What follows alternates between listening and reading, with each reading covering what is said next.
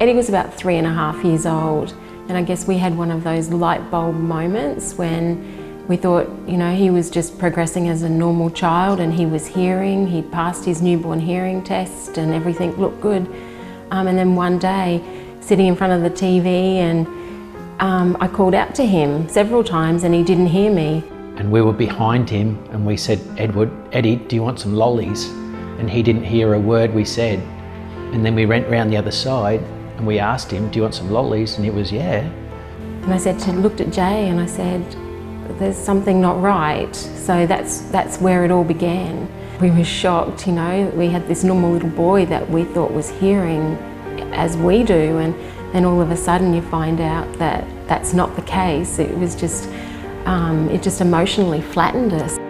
It was like, no, this isn't true. I don't believe it. It's just, he's communicating, he's talking to me, he sounds like a normal child. How can this be? We had to have that really tough decision of a very line in the sand sort of moment of what are we going to do?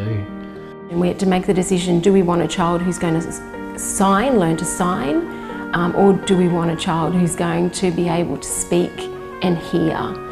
We obviously didn't take much time to decide that we wanted to go on that journey.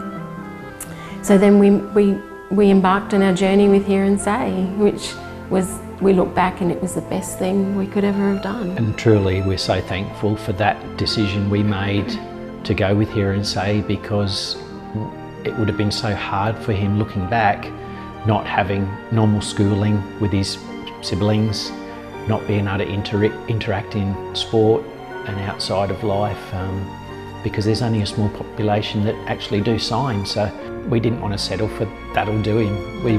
We want him to reach his potential of a beautiful child with so much going for him. We didn't realise, and it was only when we got to Hear and Say how much he lip read. Yeah, I didn't believe them until they showed me that the way he was communicating was by lip reading. We had to make the decision, do we take Eddie's hearing, the hearing that he has, away from him to be fully reliant on cochlear implants? For me, and I think for Jamie as well, that was a huge decision, you know, that he would be reliant on cochlear implants for the rest of his life. And in the back of your mind you still have, but my child can still hear.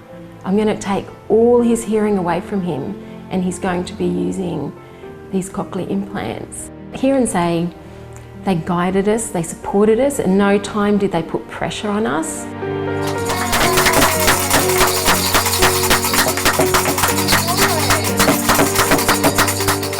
We're very sure now that we made the right decision for him.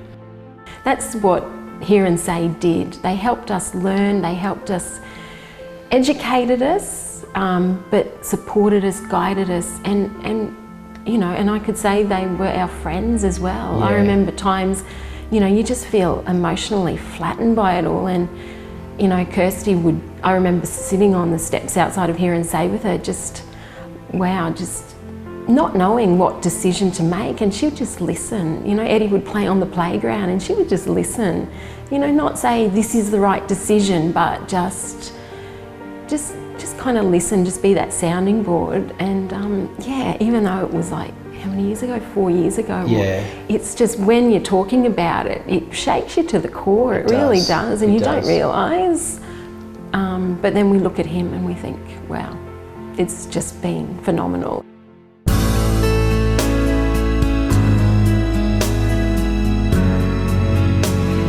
He surprises us every day with what he does, what he can achieve, how he takes things in his stride. This is the bowling trophy, most wickets and all that. So what's your favourite sport? Cricket. Definitely cricket? Yeah. We know that he'll be fine. Even at 9, we know if we're just there to support him, he'll be fine.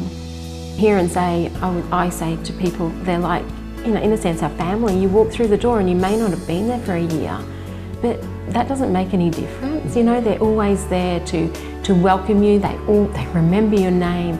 They are like, you know, a second family to us. Yeah. Have they been nice and comfortable?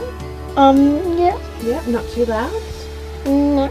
Eddie was implanted back in 2011, so he's been coming to us for a very long time, and I feel very lucky to have been able to be a part of that journey with him and his family, to see him grow, to see him reach his full potential.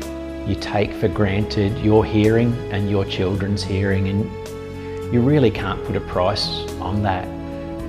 We're so grateful that other people before us have helped an organisation like Hear and Say to make a better future for all our children. They've changed Eddie's life, no matter, we have no doubt about that. Life would be very different for him, so they have truly changed his life.